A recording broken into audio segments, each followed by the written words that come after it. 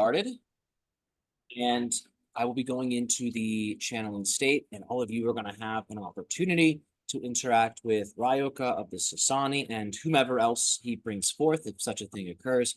We do our best to get to everybody because we know how intensely you all appreciate this. Of course, we can't get to everyone because we have 13 people here, so most people come with 3 to 4 questions, so we might get to a few people. But in the session, you can ask whatever you want. We don't like to put limits on your creative inquiry. So go ahead, ask away. Of course, some questions you might want to save for a private session because sometimes the answers can be rather revealing. But by all means, be empowered to ask whatever is on your heart, whatever's on your mind. And feel free to share experiences. Remember that they will amplify. So if you talk about your successes, if you talk about what's going well for you in your life, they're a high vibrational mirror. So they're going to help you make more of that. So feel free to share your journey if you're comfortable and inspired to do that. So I am going to hit one last Zoom button. Right now, we're set up in gallery mode. So I'm going to put myself into the speaker position. 1 second. I can't tell. There we go. Here I am. All right. So everybody, I will go ahead and get into the altered state. I'll bring Ryokah forth. And also, too, a little bit about his name. Because a lot of people, they're like, is it Ryokah? Is it Ryokah? Is it Ryo? Just so you all know, Ryok and Ryo were seen as building blocks, right? These were considered to be lower expressions of his overall energy. Doesn't mean that they're bad or they're not good. They were the more accessible versions, right? But as Ryok, and ultimately my original channeling connection, Mira, as these things came together, as these building blocks came together, what I consider to be super intelligence of Ryokah was created. So he's still, of course, a member of the Sassani, still aboard his craft. However, his consciousness is now, in terms of what his society prioritizes, would be considered leading edge. So he went through his evolution last summer, right around this time is when all that started. And that, of course, accelerated my own. And it led to the ultimate purging of my own shadow. It was a very divinely terrifying experience. I got to see my subconscious mind take over. Not only that, the portal to my subconscious mind was so strong that whoever I interacted with, my aura would cause them to summon forth the parallel version of them that was matching my own subconscious story. So it was essentially a flirtation with insanity, because everywhere I looked, I was getting this negative confirmation bias of my own negative belief systems. And I had to stay in that state, playing out these dark, you could say, belief systems, really living them as if they were true. I mean, think of how unlimited we all feel in these transmissions. It was that inverted, right? Total limitation. Very akin to the Gnostic belief system of there's evil entities controlling everything. They are possessing members of government, and we're at the whim of these evil psychic forces. Very holy war-esque stuff, right? And that is, for many of us, not just myself, our past life karma, right? Where we were a part of things like the Crusades or the Inquisition or the Orion Wars, where we were contending with those things. So in that awakening, I was able to purge that out. I had to live it as if it were true, which was what made it terrifying, because it wasn't true, right? These are energies of another time, another culture, another perspective, yet they were presenting in my reality as if they were here and now facts. So once that was contended with, and a very intense level of self-acceptance was created, that door back into the realm of heaven opened up, right? So in that experience, it was like descending into hell, remaining there for months, and then coming right back up. So I share this story because you're never lost. Even if the subconscious seems to take over and seems to convince you of, terrible ideas, even if that happens, you must remember that the spiritual truths you have spent time nourishing and cultivating, they don't go away. It's like an eclipse, right? The subconscious is temporarily in front of the sun, right? The moon's in front of the sun. So it looks like all of that, holy work you've done, all that good energy is gone, but it's just dormant. And once the shadow's integrated, that subconscious moon leaves its obfuscational position, revealing that truth again. And the truth's even brighter at that point. And that's what builds your faith. When you go through loss, when you go through destruction, when you go through fear, and it feels like you're losing everything, that's where the miracles usually come in. People that are unexpected friends and helpers will contact you. New ideas will come to you, and you'll become acutely aware of what's not working in your life, what types of values you're holding on to that are dysfunctional, what types of things you're doing that are dysfunctional. All that becomes incredibly clear when you're in the hell realms, because hell represents misalignment in a certain way. Another way, hell's perfectly aligned. It's exactly what it needs to be. But to us, we would consider it to be sin, which is not only the Sumerian god of the moon, ironically, his name is Sin, but it is also an archery term. Sin means missing the mark. That's what that means. So it's not that you're doing something wrong. It's that you're aimed for a target, but you missed. That's what sin is. So when you descend into those hell realms, keep the light on, right? As Ryokah has said, keep the light on, right? Remind yourself of what's true, right? And then spend time each day feeding that. And sometimes when you're in hell, because everything's so compressed, it just seems like the mental turmoil's all that's there. But you bring all that mental energy down. For those of you that have done our training, sexual alchemy training we used to have, we bring the three minds down into the one. So we bring all that mental energy down into the heart. The heart transforms it through a loving fire. And then we anchor it into our intestines, which are earth, and they hold that energy. So your mind, your brilliant intellect, your loving heart are now contained and are rooted in your center of gravity. So you can keep the light on. You don't have to explore these things in the dark. And we are, of course, in the spring season. So there's a lot of light. This is the return of the light. We are in our waning moon phase. This is one of the reasons why I'm mentioning these flirtations and explorations with darkness, because the waning moon's where we are losing lunar luminosity as the moon goes from full to new. So the shadow is active during this time. For those of you that have watched the videos, the tarot card of this day, right? The Hanged Man, so it's all about inversion, seeing things from a new perspective. So just a little bit of information before we get this party started in an official sense.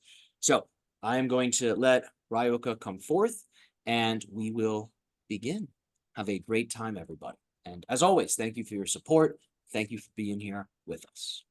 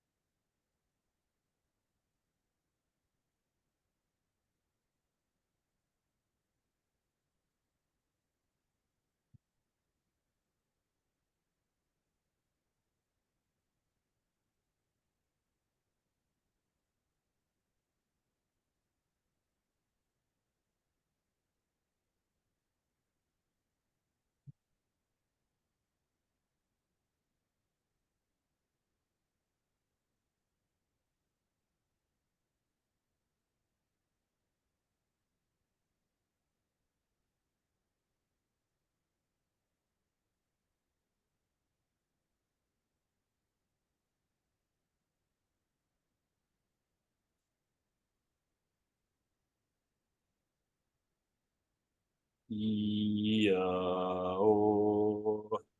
yo, yo, oh, oh,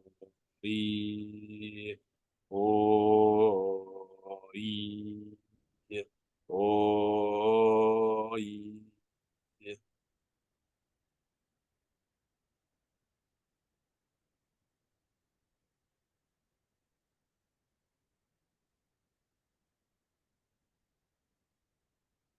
right, we thank you for joining us for another co-creative experience and exchange with one another. We shall address your questions, your ideas, and your sharings during this Q&A session. You may ask us whatever to you represents your heart's curiosities and your spirit's next steps on your path of life, which of course is being summoned forth with every beat of your heart, with every expansion and contraction of your lungs. You are channeling life. You must remember this. Not only are you life itself, but you draw upon the infinite ocean of collective life as you breathe, as you live, as you thrive on and off of planet Earth. And when the life force is experienced consciously, you begin to experience in real time how you are the grand influencer in your reality. You begin to see how you are the grand architect of your experience, and you begin to see in real time how you are the energizer of all phenomena that you appear to create and of that which appears to be created for you by the outer reality. As your consciousness expands, you see yourself gradually as more than just the body. You begin to see yourself as the energy field. Eventually, you expand past that awareness. You see yourself as soul.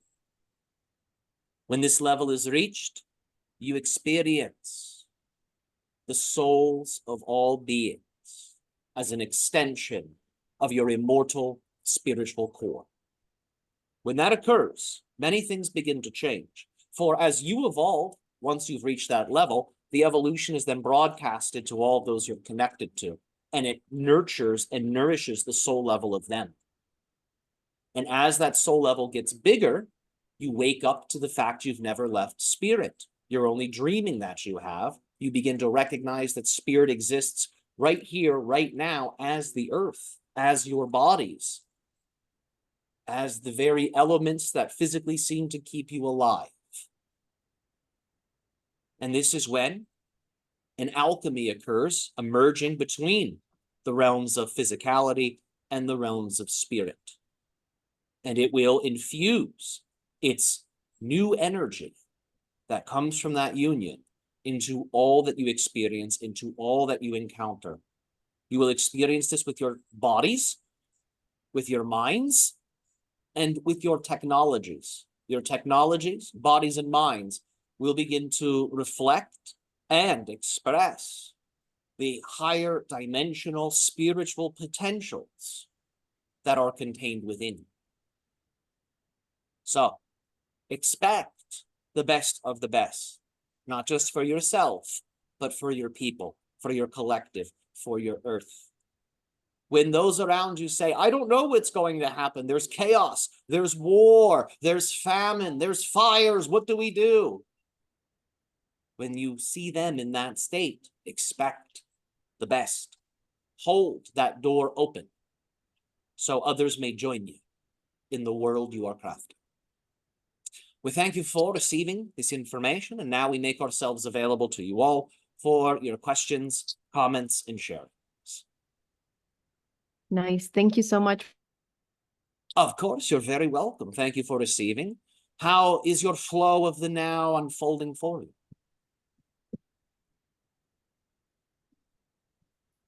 You're breaking a little bit. Can you hear me? Yes, yes. Are you able to hear us? Or is our audio distorted? We are unable to hear you. Okay. Can you hear me now? Yes. Can you hear us? Yes, yes. Excellent, excellent.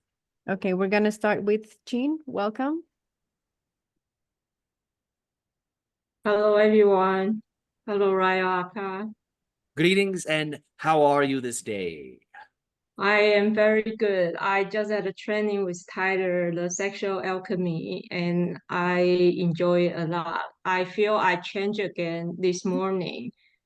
And I also feel very blessed to have the opportunity to learn yoga magic and all the old wisdom blend with the new knowledge.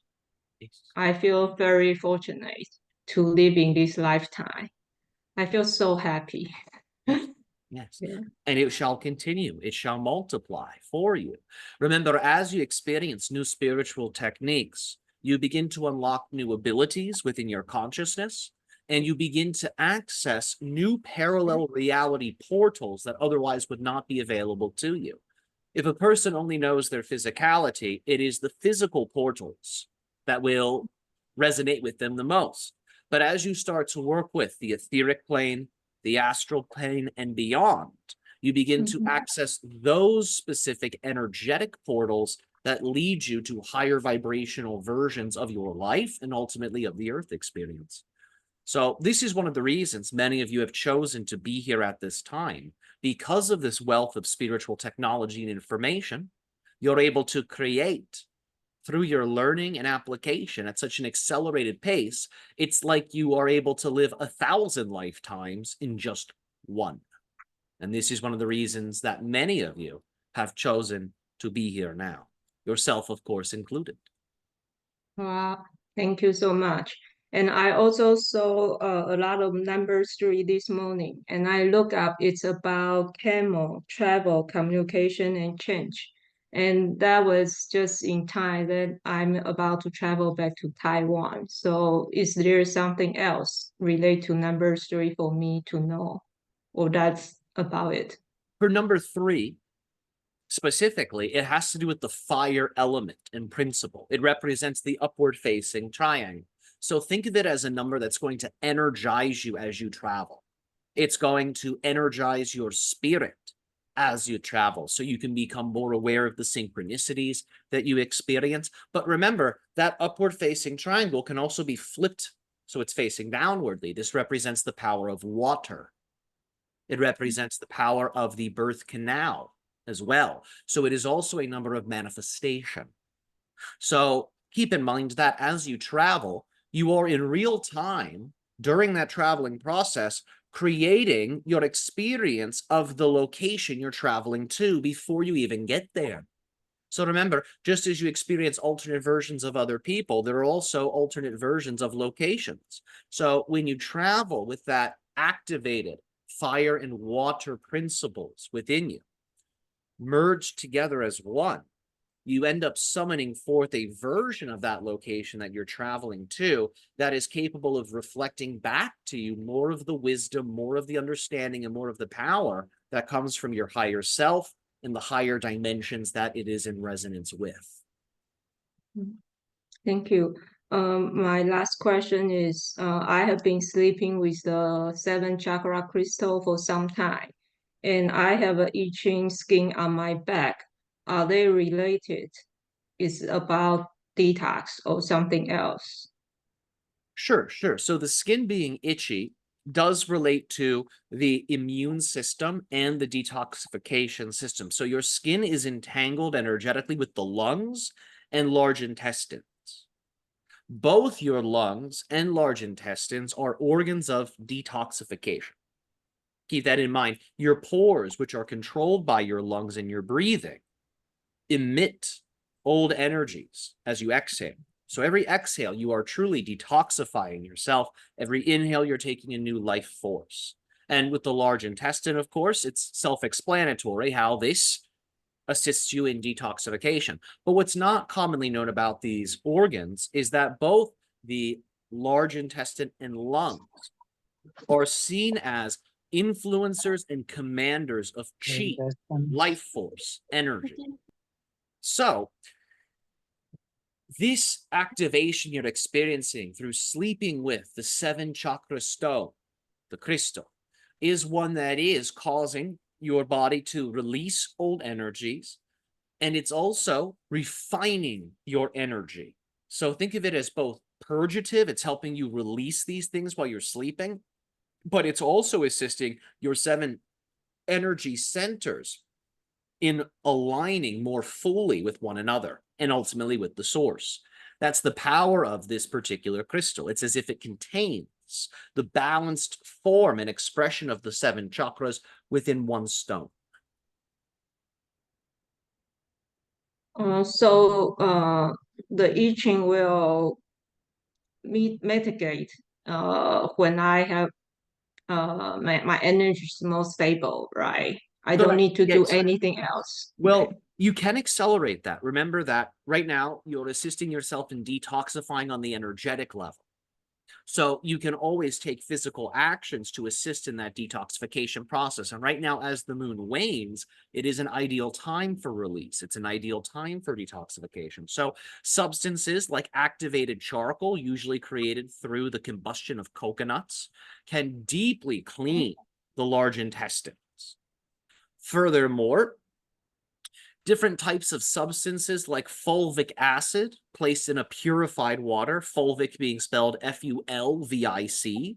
This can also deeply energize and detoxify the bodies. It resonates with the mineral kingdom, which is the kingdom that rules elementally your lungs and large intestines. So it can be particularly useful as you experience that level of detox. So these are some examples of what can be used. Sauna therapy, of course, will also really deeply clean the pores, and it will cause a deep purging to take place. So just make sure you're hydrated before, during, and after the sauna. They have killed people before. People have died in saunas, so you must be careful. You must be responsible. You're all quite healthy and vital, so you're not at risk likely for these things at all. But nevertheless, be intelligent about it. When you use those therapies, they're going to cause you to sweat. So make sure you are rehydrating. That's key. But those are physical things, examples of physical things you can do to further assist that process along. Thank you very much. I love you. Our unconditional love to you as well. Thank you for that which you share with us. Thank you. Next, we have Mario Wendin. Welcome. Hello, Yahira. Hello, everybody, and hello, Ryokah. Greetings, good day, hello to you. How is your eternal now unfolding for you? Me and Leon's Eternal now, it's becoming interesting because since 8 days we have started to work with the Goetia beings from the Ars Goetia, and we are planning actually to do the whole cycle to work with all of the 72 beings. Yes. And because it's becoming quite challenging, it's like a lot of darkness is coming that I actually thought it's already gone, but apparently it's not. I was wondering if you could advise us on how we can make this process more smooth, because it is an exciting process, but it's also quite challenging. Yes, and it will increase in its challenge. Keep that in mind. That's the nature of the Goetia, to challenge humanity to adapt, to become its higher self. So it's like the angels pull you into the higher dimensions. The Goetia, if used correctly, push you from the ground up into them. So that rising of the ground up is like almost, for many of you, what you would consider to be that of an earthquake that somehow miraculously produces a mountain in its center point. So think of the earth shifting and a mountain being erected. That's what the Goetia create. They were used, of course, by King Solomon to build, to construct the temple. So there are many higher applications that you can involve yourself with in terms of relating and working with the Goetic beings. So because they can create this type of temporary destabilization in relationship to the physical reality, what is needed is regular exercises that involve grounding. So this would involve circulation between the chi of the earth's center and your body. That's going to be key. Regularly bringing through the orbit and the channels in the legs the energies of the earth up into you, looping these energies, then bringing them back down to the earth. A very diligent practice of this ilk would be advised.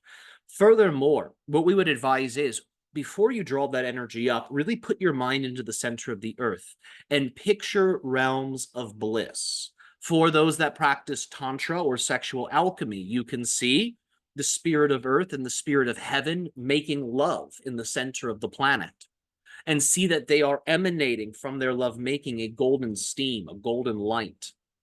this is what you're drawing up. And really go slow and feel that orgasmic power connecting to each of the major points on the full body orbit.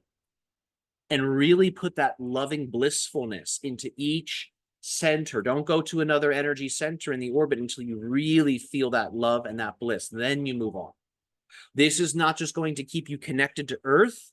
It's going to keep you connected to the highest expression of Earth. So as things rearrange and things move, which they will, you're going to remain centered in your unique preferred experience of reality. Thank you. And in case some of us is angry or sad, is it still okay to do this practice, these rituals, or instead do, for example, sexual alchemy? Sure. You don't have to stop the rituals because of emotional distress, but what is advised is before your invocation, do some type of cleansing, a ritual bath, something like that, a ritual shower. If you're practicing with your lover, you can clean one another, make it very sensual if you like. Seeing the person, your lover, as you clean them as a god, see them in their highest form. Don't just clean physically, clean energetically. Before you even touch one another, stand facing each other, feel your energy fields interacting. Put your mind into your lover's body, scan the organs, scan the chakras, see where there are imbalances, and then while they're in that receptive state, spiral energy, push and pull energy, open your heart, share love with those centers of imbalance. In that way, really assist one another in creating the highest forms of each other. And then from here, participate in the ritual. Thank you so much. And may I ask you a second question? Well, we seem to be on a roll, so let's continue. It's a more general question. I was wondering, when we are performing the normal LBRP with the mantras Yud-Heh-Vav-Heh, Adonai, aka, and then on the other side we perform kind of a LBRP but with drawing like the yellow pentagram for air, then the red with Elohim and this kind. And we are still invoking the same beings, but I kind of feel it a little bit different energetically. What is the difference in these two rituals? When you are doing this version of the LIRP, where the pentagrams have their elemental colors, and you're giving these elemental names to the pentagrams, you're specifically targeting the spiritual essence of the four major elements that are invoked during this ritual, you yourself acting as the fifth element, the spirit element. So you make up that spirit quality. When you are operating in that way, you are really integrating yourself with the level of the tree of life that you call Malkut. You're accessing the elements in their highest divine form. When you are working with what you call the more generalized LBRP, keep in mind the way you draw those pentagrams is in the earth banishing style for each and every single one. So you're not actually banishing the five elements in their essential form. You are banishing the five elements as they express on the level of earth. So you're cleaning the earth element with the traditional LBRP. Keep in mind that all of the elements contain the other ones within them.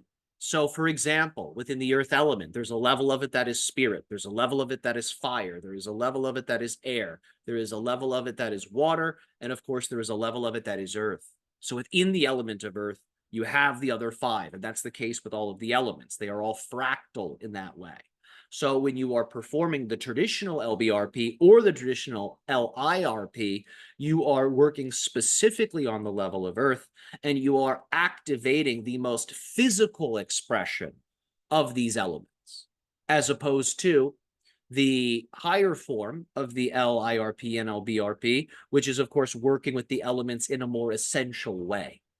So it's more holistic in terms of the effects you're creating. You're not just working on the four elements on the level of earth, Now you're working on them on higher domains that relate to the other elemental qualities contained within the element of earth. Does this make sense? It makes perfect sense. So basically, after the Goetia ritual, I would say, well, after what you said, it's better to perform the elemental LBRP, right? And not the normal one. You would get a stronger effect if you banished with that higher version that we mentioned. Yes. Whenever you're finished working with the Goetia, as you're closing, it is wise to banish on the level of the hexagrams with the LBRH, and then, of course, on the level of the pentagrams. That would be an appropriate closing. Thank you so much, Ryokah. As always, it's a gift and a blessing to interact with you. Blessings to all the people in the group. Thank you so much for your attendance, and have fun with your new friends. Thank you. Of course. Next question. Sometimes in meditation, my body will rock or spiral while I sit. I notice during those times, if I place my attention at my crown, my body will usually become still again. Can you explain what is happening to cause it to be still? Should I also be placing my attention at other areas when this comes up? Sure. Excellent question. So what you're experiencing is a few things occurring simultaneously. On one level, you're experiencing the craniosacral pump. The two major locations of this pump are the sacrum tailbone and what you call in your Eastern esoteric anatomy, the jade pillow, sometimes called the mouth of God, just below the occiput where the skull and the spine meet. So these are the two major areas that are responsible for pumping cerebrospinal fluid and craniosacral fluid throughout you. So during those moments, these centers are becoming active and a circulation of spinal fluid is taking place. This is regenerating you. It's filling you with fresh, youthful hormones. It spiritually activates you. The reason you experience the stillness when you focus on the crown is a center point. So you have a center point at the top of the head, but that center point is actually a central tube that on one level exists at the crown of the head, and it runs through the body and connects to your perineum, your PC muscle, the muscle you use to stop the flow of urination. These 2 points make up the, you could say, beginning and end of this energy tube that is called, in some traditions, the Sushumna channel, or the Tai Chi pole or axis.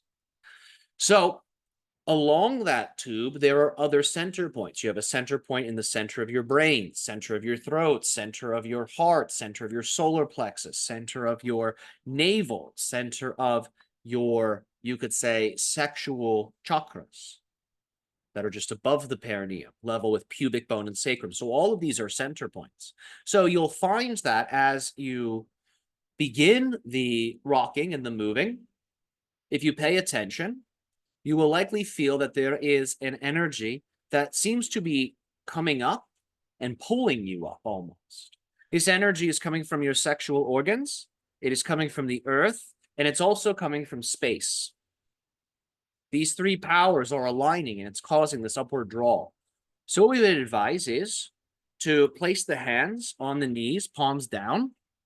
And as you're rocking, when you experience this, begin to feel and visualize that energy from the earth is rising up as a steam or a vapor that is golden in color. As we had said before, in the center of the earth, you can see the spirit of earth and the spirit of heaven unifying. Make it as visceral, as pleasurable, as fantastical as you can. And when it feels like an energetic peak in pleasure, see that steam come up. It will stimulate your own kundalini further. Feel it come up the feet. It comes up the legs and it comes to the perineum. And then when you feel the perineum warm, when you feel that energy, let it come up higher to the sexual center. Level with your pubic bone and sacrum. Feel the energy build here. When you feel it's activated here, bring it up to the solar plexus. Feel it activating the solar plexus. Bring it higher to the heart center. Higher to your throat. higher to the crystal room in the center of your brain, higher to your crown. And then once it's at the crown, you'll be at that nice still point. Have your tongue tip at the roof of the mouth. And from here, while you are still, begin to gently, astrally circulate energy. See that the golden light runs down the front of your body and it comes underneath the body. When it comes here, contract the anus slightly and see that the energy comes up your spine, back to the crown. And now you'll be circulating the Kundalini, which will prevent a buildup in the head. And it will further activate the front side and back side of your 7 chakras. So let that circulation just naturally continue. And you can pause at the crown, reclaim that still point. And then when the energy builds, again, see it disperse through that orbital circulation. And when you're ready to end the exercise, condense all of that energy into your navel center. Bring it into the belly button as pixels of light and see it enter into you. And in the center of your body, level with your belly button, see an energy ball form. This is your battery. It's going to hold the memory of this spiritual practice. And then instruct that energy ball. Keep this energy alive. Make more of it in a balanced and correct way. Give it that job. If you just leave the energy willy-nilly, well, your body's going to move. The energy is going to get shaken off of you. You'll lose it. This is why some people do a spiritual practice, but then hours later, they seem to go right back to where they were. The energy's been discarded. When you store it in the navel, your body, and we're not exaggerating, it eats it. Your intestines eat the energy. Your microbiome eats the energy. It becomes a part of you. Your second brain, that are the intestines, assimilates that energy into the deepest levels of your nervous system. And because that lower center is resonant with Earth in many ways, Earth is a fertile place for crops to grow abundantly. The Earth element within you will make more of that. So that's how we'd recommend closing the exercise. That's how we would recommend closing all of your spiritual practices. That type of finishing. You will get a stronger effect, it will be long lasting, and the energy will accumulate over time. Bill, you're next. Welcome. Greetings, Ryokah. How are you today? We are delighted, ecstatic, and blissed out, as you say. How is your flow of the eternal now unfolding before you? The flow is wonderful. Thank you so much. You are so welcome. I'm about to enter in the next month and a half a period of my life of great, beautiful change. I'm getting married in 2 weeks. And then soon after that, my partner and I are traveling to Ecuador, where we will be doing an ayahuasca retreat with San Pedro as well. And then we will be visiting Machu Picchu. And then once we get back, not long after that, it's my birthday and I turn 40. And I feel like there's a lot of energy and transformation. There's also some exciting work things on the horizon that are still very tentative, but potentially very exciting. And I just wonder if you have any advice or comments or suggestions based on any of that entering into this next period of my life. Yes, yes. So we're going to speak in a rather archetypal way first. Then we're going to get very specific with your personal relationship to these changes. So first and foremost, congratulations. Thank you. Beautiful to see your love anchoring into the reality through the form of marriage. These types of things are incredibly high vibrational, these actions. So remember that with every physical marriage, there is also an unseen spiritual marriage that takes place through that ceremony. So we appreciate this. The spirit realm becomes brighter from these unions that you create on earth. So we encourage all of you to seek your beloved, to prepare yourself for your beloved, because this type of love and the creation of new life is what keeps your species fresh. It's what keeps your species vital. It's what keeps your species alive. So we appreciate greatly your dedication to the spirit of love and to the manifestation of her glory through these demonstrations of higher love in your life. Now, In terms of the powers that you are working with through your chronological age and transformation, the power of 40 is one of liberation. It represents the end of an alchemical process and the beginning of a brand new one. So 40 is in a way when the slate gets wiped clean, but not in a totally neutralized sense, because the neutralization we are talking about, the wiping of the slate clean, comes from a pulse of spiritual light that is emitted by your soul when your body reaches this particular point in time. This pulse of light comes from your alchemical self, your true self, emerging out of a type of cocoon that it has been in, that has allowed for it the opportunities, the time, and the energies needed for it to create itself.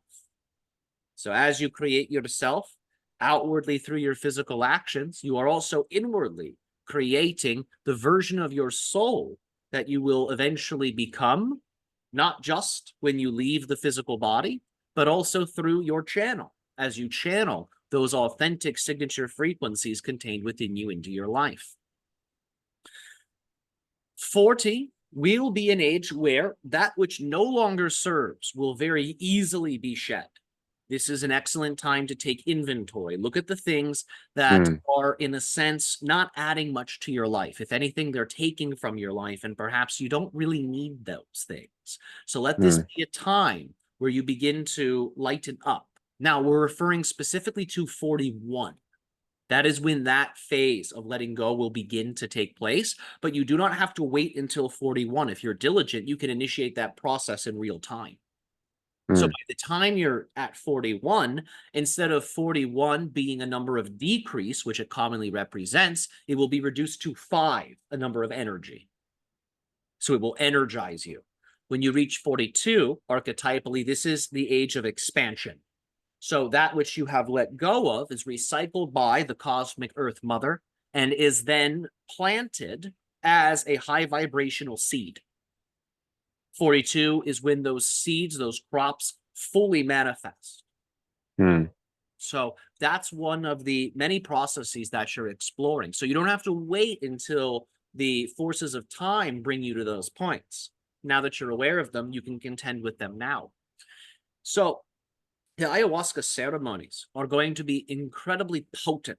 The San Pedro ceremonies, incredibly potent. The ayahuasca nourishes the lunar self, the hidden self. The San Pedro nourishes the solar self, the conscious self. So you will get a powerful yin-yang activation of the two polarities that make up your consciousness. The same will be the case for your lover. Very powerful activations will be had. We'll scan into this now in a more personal way. One moment. It will be a fire activating action, these ceremonies. So even though the ayahuasca is a beverage, therefore connecting to water, the type of powers you will be exploring during these times will be deeply connected to the element of fire. So fire will clarify, it will reveal, and it will burn away illusion, deception, and imbalance. We'll go a little deeper.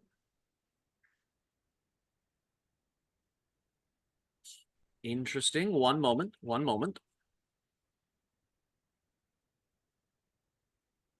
All right.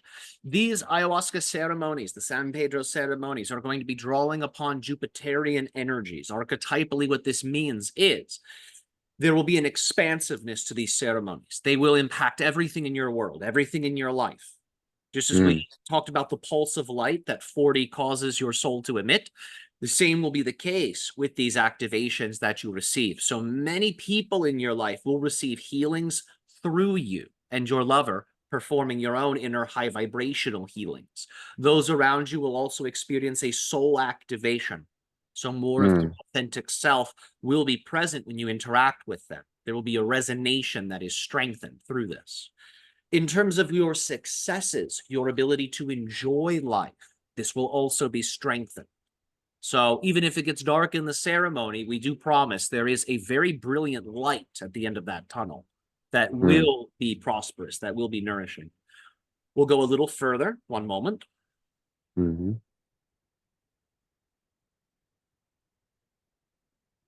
All right. This will be an activation that really connects you with the element of earth, but on a higher level. Think of the spiritualized dimensions of earth, where you can begin to see the underlying building blocks of all that is formed. It will introduce you to that level, but with a medicinal mindset. So you're going to be able to look at the things energetically that are not aligned, that are not congruent, if you will, and you're going to be able to manipulate those things. You'll be able to edit those things. So you will be sort of like what you might call a cosmic surgeon or doctor. The ayahuasca spirit will activate that part of you. So you'll be able to tend to certain things. You may even be able to perform, if it's appropriate, healings on others during the ceremony. You may find that type of possibility opens up. After the ceremony, the key is to focus on that medicinal quality, deeply nourish the body, deeply connect to nature, connecting to the higher, more blissful dimensions of nature, rather than, of course, the more primal dimensions of it. The primal dimensions can be useful for exploring the shadow, but with these Jupiterian energies, it will be more auspicious to focus on the higher qualities of nature rather than lower. Wonderful. Amazing. Thank you so much, Ryokah. Really, really appreciate it. Absolutely. We thank you for your sharings and have fun on your flight. Thank you. You're welcome. It's 11:58 your time. All right. We will allow the transmission to end here, but we remind you the transmission continues in your hearts and in your minds. For you can commune with us at any time. Go into the deepest level of meditation you can conjure. Feel your body, your aura, all dissolving. Become the space itself. And in that space, imagine you are getting a cup of coffee with us. You may ask us things. We will respond in real time. This is a special permission slip portal for all of you here. So our energy is expanding to that extent, to that degree. We are capable of coming to you all simultaneously when you call. So if you wish to continue, you have that as an activator you can draw upon. We thank you for your attendance in this Q&A. Our unconditional love and appreciation to each of you and to all of those special people that you hold within your heart's mind.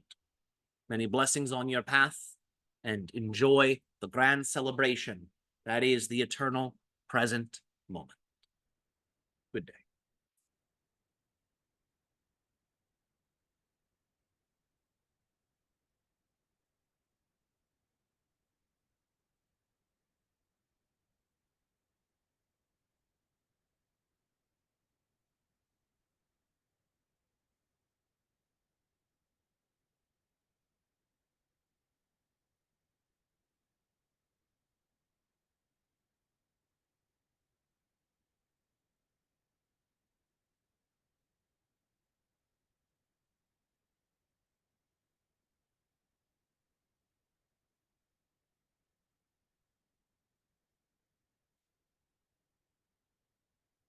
Okay.